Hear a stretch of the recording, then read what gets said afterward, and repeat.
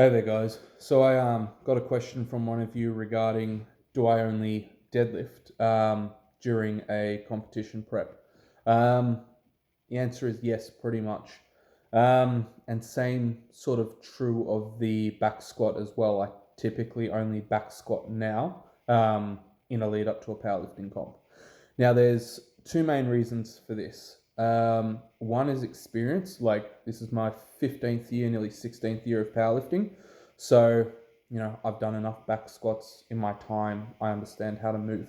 But more specific to that, I found if I tried back squatting and deadlifting in the same week, like in an off season, my lower back just wouldn't recover from the volume.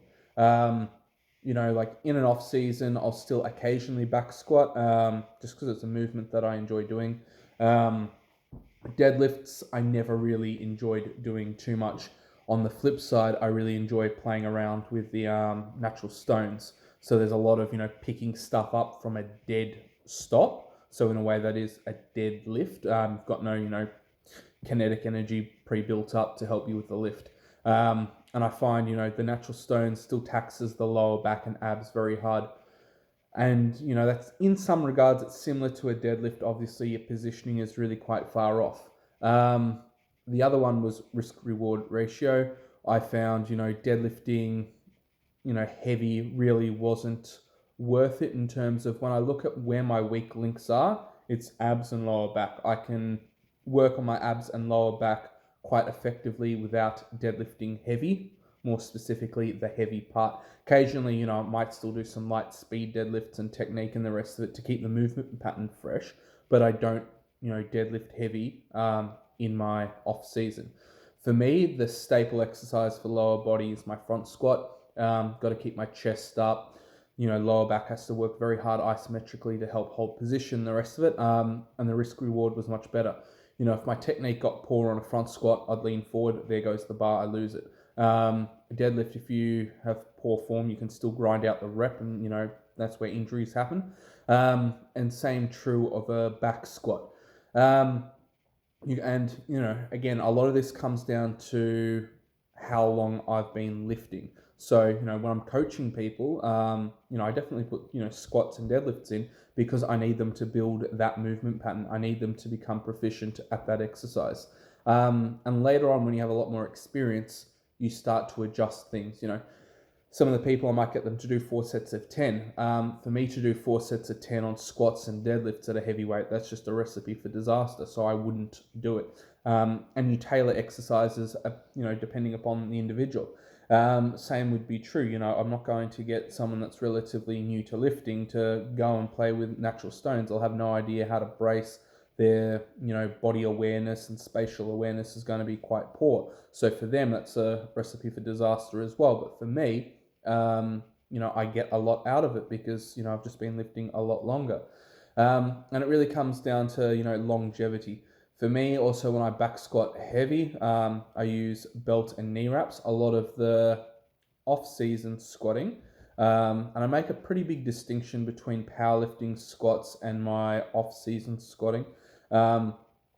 Off-season, I'll do a lot of paused work, and you guys would have seen that if you've been following around for quite some time. You'll see that, I'll do paused either front squats or occasionally paused back squats. And that's just my preferred method of squatting. I can work what I need to without going ridiculously heavy. And then when a competition prep comes along, throw on the belts and knee wraps and the rest of it. And, I know how to brace, and I get a lot of spring, obviously, out of the knee wraps and a fair bit out of the belt because I know how to use it. But also, pausing at the base of the rep, that helps me bypass the sticking point that a lot of people have.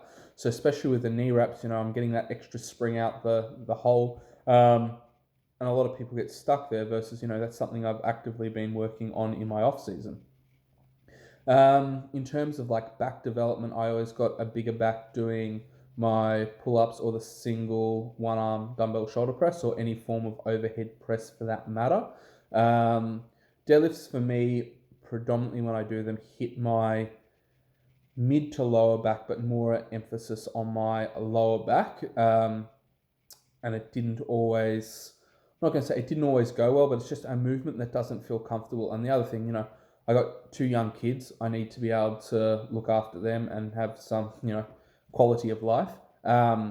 So there's other factors outside of, just this sport. Like if you're doing, we've been in lockdown prior for nearly 2 years. So some of the jobs I did was, bricklaying, like labouring sort of stuff, and then some of the landscaping work. And having a fatigued and tired lower back, there's no way I can do that either. So it really comes down to what you need. For me, I found the front squats were the best variation.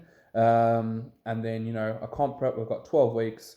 I can, adjust life more or less for those 12 weeks, and I can go in hard and do my deadlifts as well as my traditional back squat. The other thing that I then do for recovery, I have a mate and he's an osteo, and I go and see him every Friday for a competition prep, especially this one. And that's like a prehab thing that just helps me with that extra bit of recovery. I get to troubleshoot any areas that could be potentially, derailing for my competition prep. And I just put in the extra work to look after things. If I was to squat and deadlift in an off season and try and do that, I'd probably pick 1 week where I do squats and then the next week where I would do deadlifts. So that way I'm only working my lower back thoroughly once a week heavy, and then the once a week sort of light to moderate would still be the front squat day. And it just comes down to where you are as a lifter. You need to find out, what works well for you. People with far longer legs and limbs are going to be able to get away with deadlifting more because they can set up better. Someone with shorter arms and the rest of it, you're going to be, getting a lot lower down to the bar, and you're going to be putting a lot more stress through your lower back. So biomechanics are a very big one. And it's the same reason, like I enjoy bench pressing. I don't have, short arms. I just have like normal in proportion length arms, but I just enjoyed, bench pressing. And, squats I've always enjoyed to some extent, whether it be the back squat or the front squat. And that's why, I can squat big numbers because I'm doing some variation of it. And a lot of people forget, like, as long as you're still getting stronger and building muscle tissue, it's very hard for your other lifts to go backwards.